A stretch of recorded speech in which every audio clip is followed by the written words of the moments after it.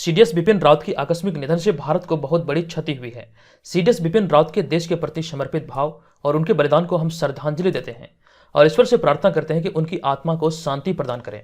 हमने सीडीएस बिपिन रावत और जिस विमान से यह हादसा हुआ यानी कि MI-17V5 तो दोनों के बारे में संबंधित तथ्यों पर आधारित कुछ प्रश्नों को तैयार किया है, क्योंकि यह काफी चर्चित विषय है और यह आपके एग्जाम के दृष्टिकोण से महत्वपूर्ण है। यहाँ से प्रश्न आपके एग्जाम में बन सकते हैं, तो एक एक करके हम लोग सारे प्रश्नों को देखेंगे।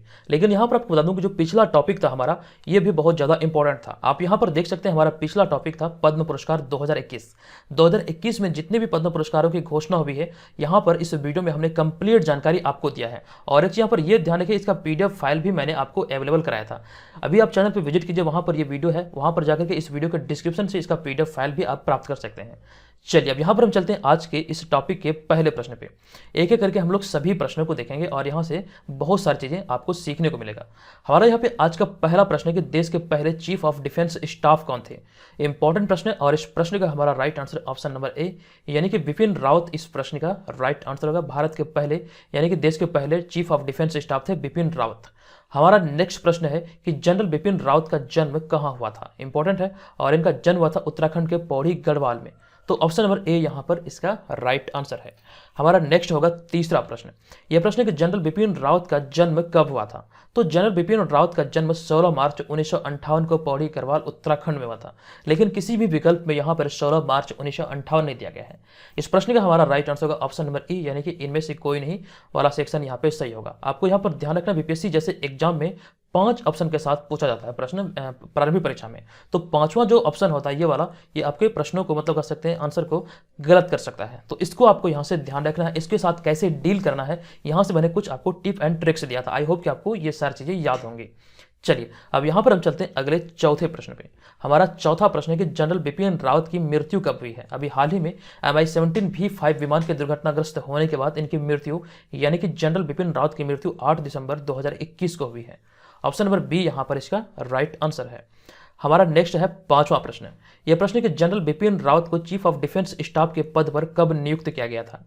इस प्रश्न का हमारा राइट आंसर, इनकी जो नियुक्ति हुई थी ये 30 दिसंबर 2019 को किया गया था। ऑप्शन नंबर सी यहाँ पर इसका राइट आंसर है।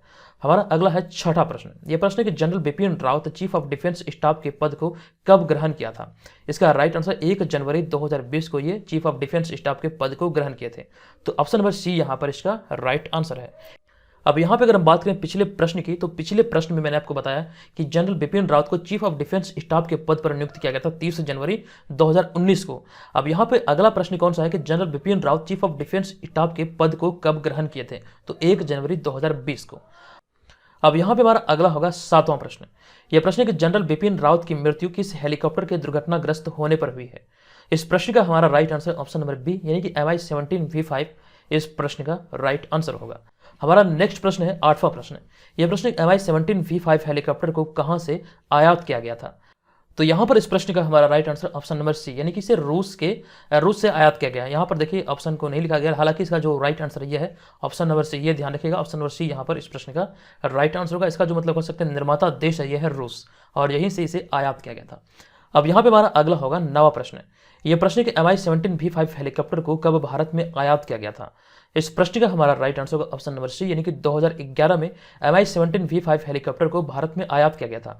और यहाँ पे अगर हम इस हेलीकॉप्टर की बात करें तो मतलब कह सकते हैं ये पूरी की पूरी एडवांस टेक्नोलॉजी पर आधारित है। इस चीज़ को ध्यान रखिएगा। और हम बात करें सुरक्षित विमानों में इनका मतलब कर सकते हैं गिनती होता है MI-17V5 का। हालांकि यहाँ पर दुर्घटना की कुछ वजह रही होगी जिस वजह से ये दुर्घटना हुआ है। अब यहाँ पे हमारा अगला होगा 10वां प्रश्न।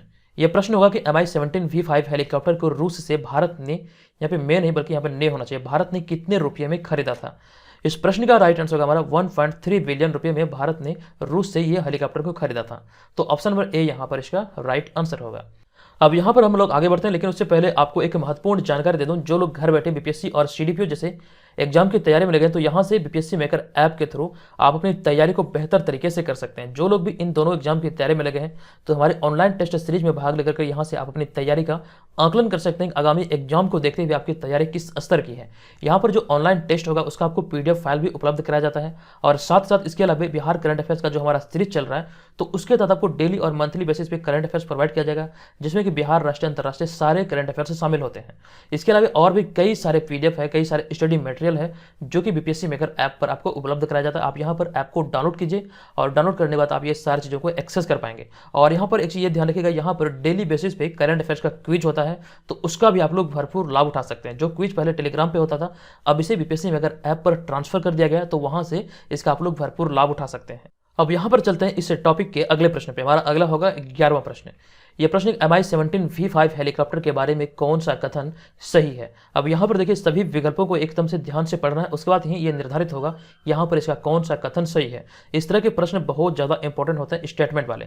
हमारा यहाँ पे पहला विकल्प है, यह हेलीकॉप्टर में 2 इंजन है, ये बिल्कुल सही है, ये वाला जो लाइन है ये सही है। दूसरा हमारा विकल्प है, यह 3 क्रू मेंबर के साथ 36 लोगों को सफर करा सकता है, ये भी बिल्कुल सही है। और हमारा तीसरा, यह हेलीकॉप्टर रूस द्वारा निर्मित है, अभी मैंने आपको बताया था, ये भी पॉइंट यहाँ पे सही है।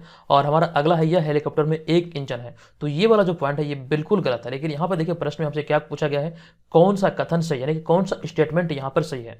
तो अगर हम बात करें तो ऑप्शन नंबर ए, बी और सी यहाँ पर सही है।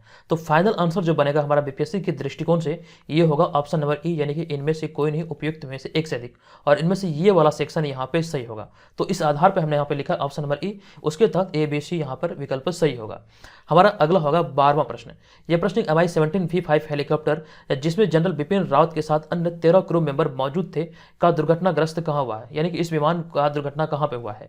इस प्रश्न का जो हमारा राइट आंसर है ऑप्शन नंबर ए, यानी कि तमिलनाडु के कुन्नूर के पास ये दुर्घटनाग्रस्त हुआ था ये विमान। और यहाँ पर यह ध्यान रखिए कुल मेंबर की अगर हम बात करें तो इस विमान में यानी कि MI-17 V5 हेलीकॉप्टर में कुल 14 मेंबर मौजूद थे। तो इन 14 मेंबर में से 13 मेंबर की वहां पर मौत हुई और एक मतलब कर सकते हैं जीवित बच पाया। अब यहाँ पे हमारा अगला है 13वां प्रश्न। यह प्रश्न एक MI-17 V5 हेलीकॉप्टर तमिलनाडु के कुन्नूर में दुर्घटनाग्रस्त हुई और उसमें कितने मेंबर मौजूद थे। इंपॉर्टेंट प्रश्न है और इस प्रश्न के बारे में आपको ऑलरेडी बता चुका हूँ। इसका राइट आंसर होगा 14 मेंबर इनमें मौजूद थे, जिनमें कि 13 की मौत हुई है। तो ऑप्शन नंबर बी यहाँ पर इस प्रश्न का राइट आंसर होगा। अब यहाँ पे हमारा अगला है 14 नंबर प्रश्न। यह प्रश्न कि निम्नलिखित में से जनरल बिपिन रावत के बारे में कौन सा कथन असत्य है। यहाँ पर इस शब्द पे ध्यान दीजिएगा, पूछा जा रहा है कौन सा कथन असत्य है। एक एक करके हम लोग सभी विकल्प को देखते हैं और इसे पढ़ते हैं। हमारा पहला विकल्प है कि 1 दिसंबर 1978 को 11वीं गोरखा राइफल की 5वीं बटालियन में इनकी नियुक्ति हुई थी, ये वाला जो विकल्प है ये बिल्कुल गलत है। दूसरा हमारा विकल्प है कि 26 दिसंबर 1978 को 11वीं गोरखा राइफल की 5वीं बटालियन में इनकी नियुक्ति हुई थी, ये वाला सही है। और उसके बाद यहाँ पे हमारा अगला है ऑप्शन नंबर सी। तो 27 दिसंबर से 31 दिसंबर 2016 तक देश के 37वें, यहाँ पे में नहीं बल्कि वे होगा, तो 37वें उप सेना प्रमुख रहे थे, ये वाला विकल्प भी यहाँ पे सही है।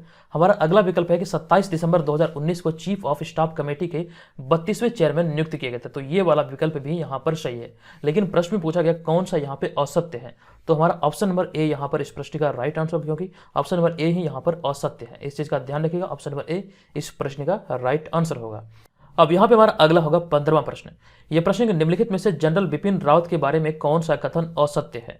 एक एक करके सभी विकल्प को यहाँ पर हम लोग पढ़ते हैं। हमारा पहला विकल्प है कि 31 दिसंबर 2016 को देश के 27वें आर्मी चीफ का पद संभाला था, ये वाला विकल्प सही है। दूसरा कि इनका जन्म उत्तराखंड के पौड़ी गढ़वाल जिले में राजपूत परिवार में हुआ था, ये भी बिल्कुल सही है। हमारा अगला विकल्प है कि रावत ने 11वीं गोरखा राइफल की 5वीं बटालियन में 1978 में अपने करियर की शुरुआत की थी, ये भी बिल्कुल सही है। और हमारा चौथा विकल्प है कि वे भारतीय सिनेमा से संबंधित थे, ये वाला विकल्प यहाँ पे असत्य है। तो इस आधार पर हम देखें प्रश्न में पूछा गया कौन सा विकल्प है या फिर कौन सा कथन असत्य है, तो यहाँ पर ये वाला कथन जो ये असत्य है, तो यही हमारा राइट आंसर होगा। ठीक है, ये ध्यान रखिएगा। यहाँ पे प्रश्न पूछा गया था कौन सा असत्य है और असत्य की हमें पहचान करना है, तो ये वाला ही असत्य है, तो इसीलिए हमारा आंसर बनेगा ऑप्शन नंबर डी। हमारा अगला है 16वां प्रश्न। यह प्रश्न कि निम्नलिखित में से जनरल बिपिन रावत के बारे में कौन से कथन असत्य है। यहाँ भी पूछा गया है कौन सा कथन असत्य है। अब देखिए हमारा पहला विकल्प है कि बिपिन रावत ने भारतीय सैन्य अकादमी से स्नातक उपाधि प्राप्त की थी, बिल्कुल सही है। हमारा यहाँ पे अगला पॉइंट है IIM देहरादून में उन्हें स्वॉर्ड ऑफ ऑनर से सम्मानित किया गया था, ये बिल्कुल सही है। नेक्स्ट हमारा यह कि देवी अहिल्या विश्वविद्यालय ऐसे रक्षा एवं प्रबंधन अध्ययन में MPhil की डिग्री प्राप्त की थी, ये भी बिल्कुल सही है। और हमारा नेक्स्ट है चौथा नंबर के उनका जन्म 1958 में विशाखापट्टनम में हुआ था। ध्यान दीजिएगा ये विकल्प यहाँ पे असत्य है और असत्य की ही हमें पहचान करना है, तो यही वाला इसका राइट आंसर होगा। 1958 में इनका जन्म विशाखापट्टनम में नहीं बल्कि पौड़ी गढ़वाल उत्तराखंड में हुआ था, ये ध्यान दीजिएगा। अब यहाँ पे हमारा अगला है 18वां प्रश्न। यह प्रश्न है कि निम्नलिखित में से जनरल बिपिन रावत के बारे में कौन से कथन सत्य। अब यहाँ पे सत्य कथन की पहचान करना है। हमारा यहाँ पे पहला विकल्प है कि जनवरी 1979 में सेना में मिजोरम में प्रथम नियुक्ति पाई। ये बिल्कुल सही है। हमारा दूसरा पॉइंट है कि नेफा इलाके में तैनाती के दौरान उन्होंने बटालियन की अगुवाई की थी। ये भी बिल्कुल सही है। हमारा तीसरा पॉइंट है कि कांगो में संयुक्त राष्ट्र की पीस कीपिंग फोर्स की भी अगुवाई की थी। ये भी बिल्कुल यहाँ पे सही है। और यहाँ पे हमारा अगला है चौथा विकल्प है कि इन्हें भारत रत्न से सम्मानित किया जा चुका है।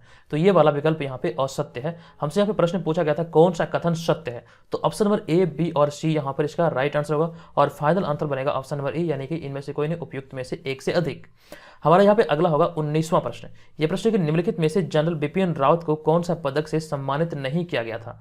इस प्रश्न का हमारा राइट आंसर भारत रत्न से अब तक इन्हें सम्मानित नहीं किया गया था या फिर नहीं किया गया है, ये ध्यान दीजिएगा। इसका right answer option number A. इसके अलावा यहाँ पे जो आप देख रहे हैं परम विशिष्ट सेवा मेडल, इससे सम्मानित किया जा चुका है। दूसरा हमारा उत्तम युद्ध सेवा मेडल, इससे सम्मानित किया जा चुका है। और हमारा तीसरा है ऑप्शन नंबर डी, यानी कि अति विशिष्ट सेवा मेडल, ये भी सम्मानित किए जा चुके हैं। हालांकि यहाँ पे जो प्रश्न पूछा गया किससे सम्मानित नहीं किया गया है, तो भारत रत्न इस प्रश्न का राइट आंसर होगा। भारत रत्न से सम्मानित नहीं किए गए हैं। हमारा अगला है 20वां प्रश्न। यह प्रश्न कि निम्नलिखित में से MI-17 V5 हेलीकॉप्टर के बारे में कौन सा कथन सत्य है। सत्य कथन की यहाँ पर पहचान करना। हमारा यहाँ पे पहला विकल्प है कि 13,000 किलोग्राम वजन ले जा सकता है। ये 13,000 किलोग्राम वजन ले जाने में सक्षम है, तो ये वाला पॉइंट यहाँ पे सही है। हमारा दूसरा पॉइंट है कि इसमें एक सहायक इंजन टैंक भी लगता है, जिससे कि भरने के बाद MI-17 V हेलीकॉप्टर 1180 किलोमीटर तक जा सकते हैं। ये भी बिल्कुल यहाँ पे सही है। और यहाँ पे हमारा अगला विकल्प है कि इस हेलीकॉप्टर में 13,000 किलोग्राम का वजन ले जाया जा सकता है। तो यही पॉइंट को यहाँ पे दोबारा मतलब कर सकते हैं, ऑप्शन नंबर ए को ही रिपीट कर दिया गया, ये बिल्कुल सही है।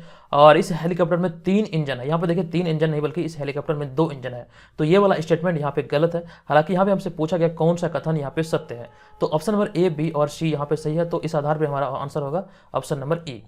अब यहाँ पे हमारा अगला है 21वां प्रश्न। यह प्रश्न निम्नलिखित में से MI-17 V5 हेलीकॉप्टर के बारे में कौन सा कथन सत्य है। अब यहाँ पे सत्य कथन की पहचान करना है, तो आपको बता दूं इस प्रश्न का जो राइट आंसर ये है ऑप्शन नंबर ई, यानी कि उपयुक्त में से एक से अधिक। यहाँ पे चारों के चारों विकल्प सही है। आपको यहाँ पर ध्यान देना, पहला विकल्प है कि यह हेलीकॉप्टर घातक हथियारों से लैस है, ये बिल्कुल सही है। हमारा दूसरा पॉइंट है कि इसमें 80 S-8 रॉकेट्स और 5 मिसाइल्स और एक 23 mm मशीन गन और साथ ही साथ 8 फायरिंग पोस्ट है, और इसका उपयोग युद्ध के क्षेत्र से निकलने और बचाव कार्य आदि में किया जा सकता है। तो ये दोनों बी और सी सही है, और इसमें 2 इंजन है, ये वाला भी पॉइंट यहाँ पे सही है। तो इस आधार पर इसका right answer option number A, यानी कि उपयुक्त में से एक से अधिक। इस चीज़ का यहाँ से ध्यान रखें। ये वीडियो आपको कैसा लगा, ये वीडियो यहाँ पे समाप्त होता है। आप लोग कृपया कमेंट करके जरूर बताइएगा। और इसका PDF फाइल डाउनलोड करने के लिए BPSC मेकर ऐप के थ्रू आप PDF वाले सेक्शन में जाकर के इसका PDF फाइल को प्राप्त कर सकते हैं। और इसके अलावा हमारे जितने भी सोशल मीडिया प्लेटफॉर्म है, साथ ही साथ इस वीडियो के डिस्क्रिप्शन में भी इसका लिंक है, आप वहाँ से भी इसको डाउनलोड कर सकते हैं। इस चीज़ का यहाँ से ध्यान रखेगा। तो दोस्तों आज के इस वीडियो में इतना ही, मिलेंगे नेक्स्ट वीडियो में, तब तक के लिए धन्यवाद। जय हिंद।